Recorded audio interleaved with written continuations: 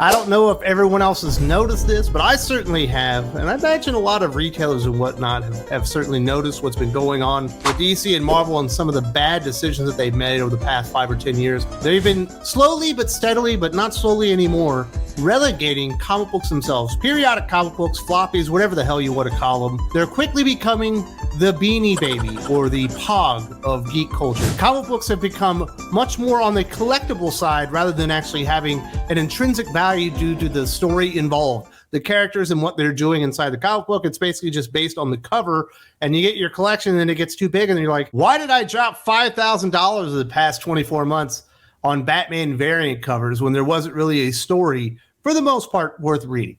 And I think that's a lot of what's going on here, and I think it has a lot to do with the fact that the leadership at Marvel and DC, led by Cebulski obviously at Marvel, and Jim Lee at DC Comics, are basically morons. I don't think they can see the forest through the trees. I saw this article on ICV2.com, and I was inspired to talk about this because of two great men. On the opening day of New York Comic Con 2023, industry veterans Paul Levitz and Jim Shooter sat down with ICV2 CEO Milton Greep to discuss the origins of the direct market and the effect it had on the comics themselves. The panel, How We Got Here, Building the Comic Store Channel, was part of ICV2's Insider Talk sessions at New York Comic Con. And it's a very interesting article. It's not like the longest thing in the world, thank goodness, but they cover a lot of ground. And, you know, obviously Paul Levitz was the publisher at DC Comics for a very long time, through some very fruitful years for DC Comics. Jim Shooter, probably the EIC of the greatest period of success in Marvel Comics history.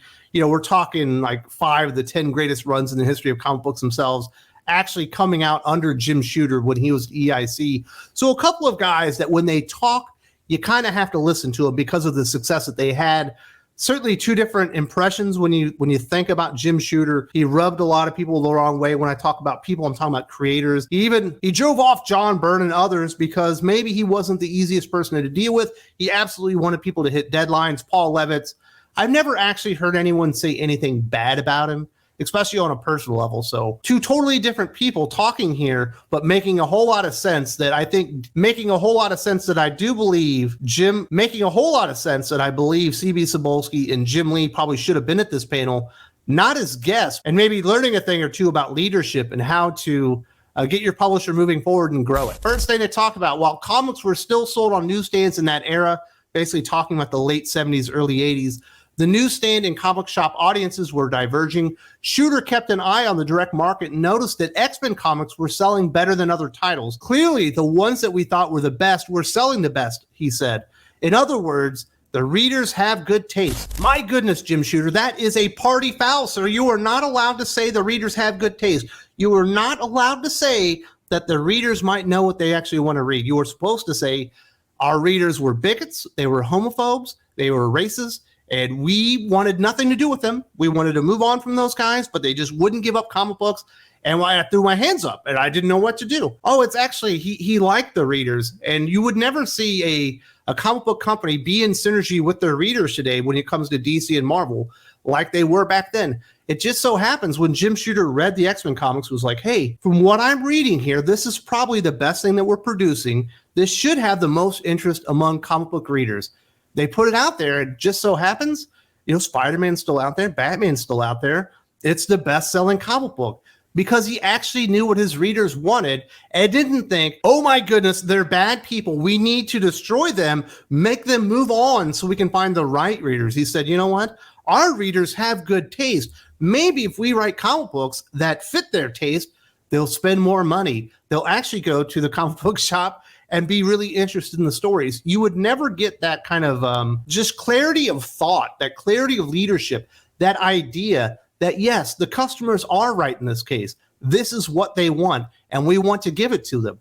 And they clearly saw Jim Shooter and the rest of the leadership at Marvel Comics at the time clearly knew who their audience was, and they knew how to actually deliver them good comic books. The X-Men being a fantastic example. We'll talk about Chris Claremont a little bit more later on. But first, Marvel began to support retailers. Direct sales manager Carol Kalish started a program to help get them cash registers, and Marvel published its first direct-only comic, Dazzler #1, which sold 428,000 copies.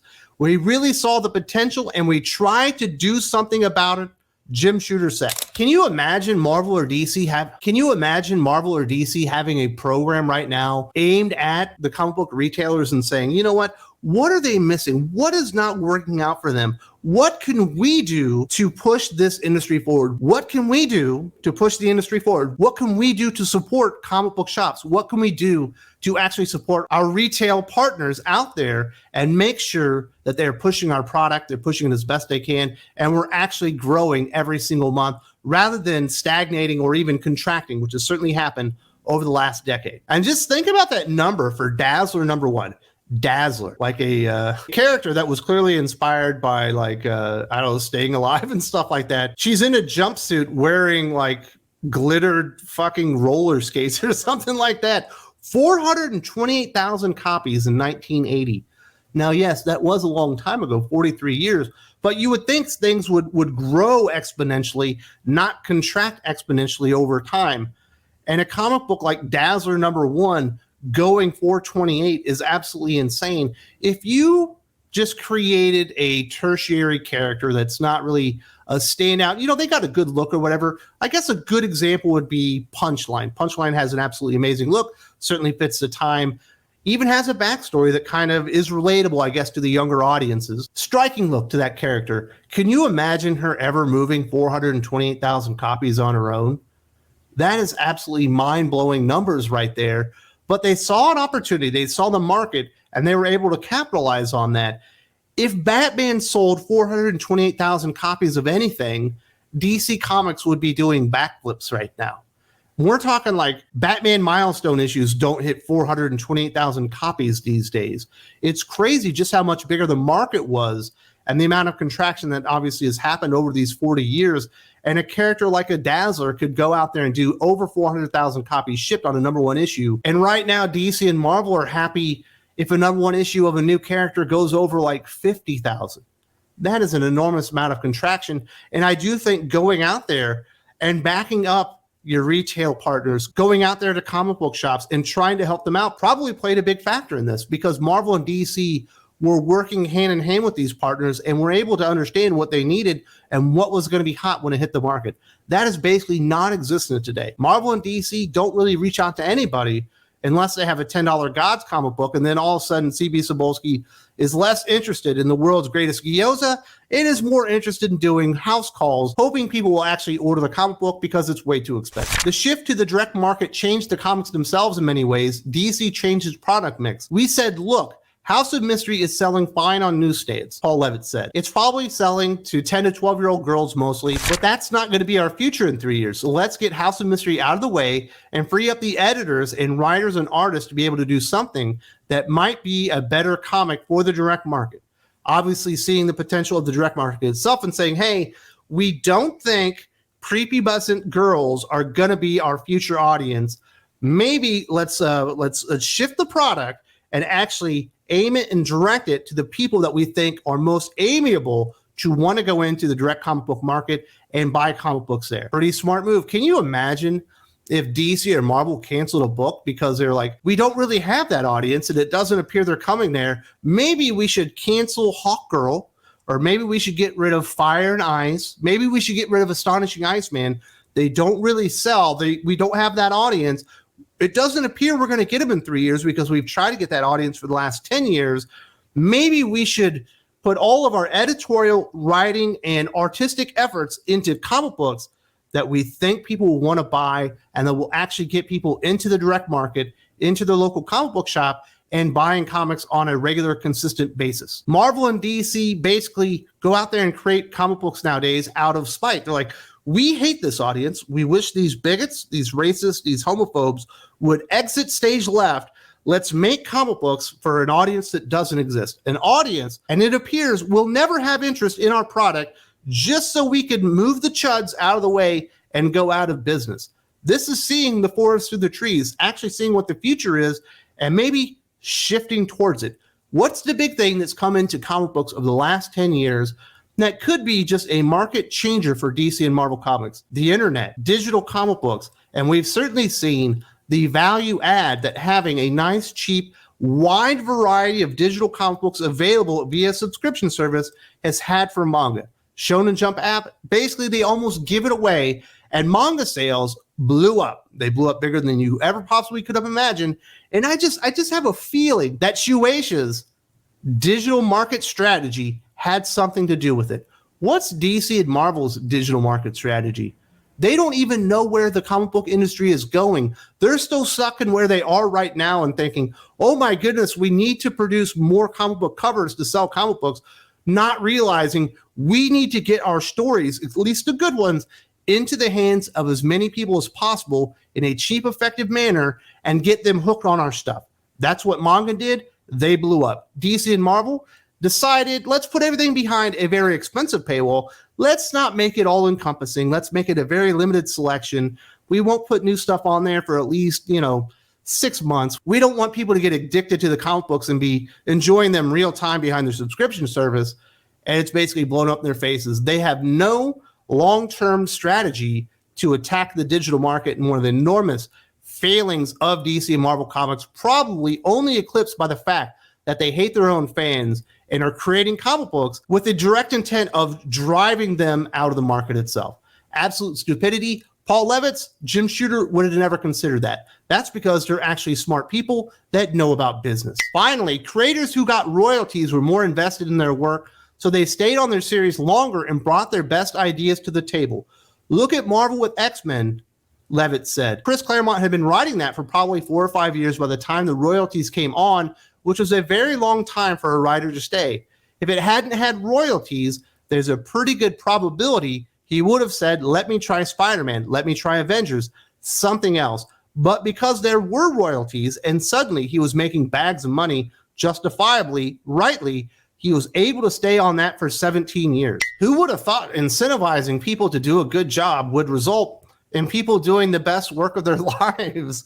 Royalties come on board, and all of a sudden, if you do an amazing work and you sell gobs and gobs and gobs of comic books, you're going to make more money. And once you know it, Chris Claremont is writing Uncanny X-Men. Frank Miller is writing Daredevil. We got amazing work on Captain America and Spider-Man, all this stuff, all happening at the same time because the creators were incentivized to find a character, make that their character, and write the best stories in the history of that character because they were going to get rewarded in the future. And yes, there still are royalties out there, but nobody's selling 428,000 copies of anything, let alone a Dazzler #1 right now. So you have to find other ways to incentivize these creators to actually stick around with the characters in the universe and write their best stories. I don't know if you noticed this, but Jeff Johns just took his ball and went home. I don't know if you noticed this one, but Rick Remender just signed like 10 artists from DC and Marvel to go work on his independent comic books. I don't know if you've noticed this, but everybody all at the same time, the writers of X-Men, Batman, and Spider-Man just decided to go to Substack because Marvel and DC aren't incentivizing these people to stick around and write good stories. We've heard plenty of writers say, I will not give DC and Marvel my best stories because it's not worth it. They never make it worth my time. We are in a different era, people. We are in a different era for Marvel and DC comics. Royalties are great, but it's not going to be enough anymore.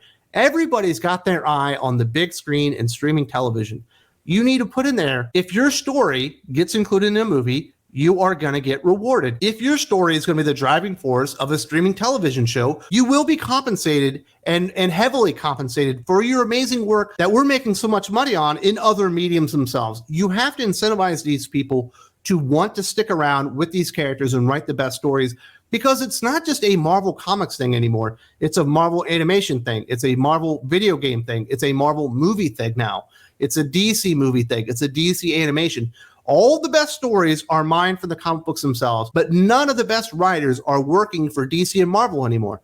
Basically, they have all gone on and said, you know what? Marvel and DC are not worth it. They need to incentivize these people and say, hey, you know what? If your original character gets picked up and they want to work with your storyline, you can be a consultant on the show. You can be a consultant on the movie. We'll put that in the contract, and you will be justly rewarded for all of your hard, amazing work that we're able to capitalize on financially in all these other realms. Stop hiding behind the work for hire bullshit and being like, well, you don't own Batman. We own Batman, so it doesn't matter what you wrote. You were entitled to nothing. Without the writer, you don't get amazing Batman stories. And without an incentivized writer, they're never going to deliver amazing Batman stories. And certainly Paul Levitz was at the forefront of that. Whenever you hear people talk about Paul Levitz and compensating the creators when it comes to movies and television and stuff like that, DC has always been looked at better because he set up a program to actually do that. It's time to take it to the next level, and it's certainly time for Marvel Comics to actually catch up.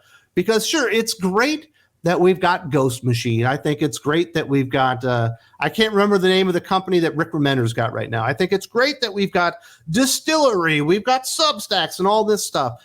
And it's wonderful for the ecosystem that all these creators have so many other opportunities.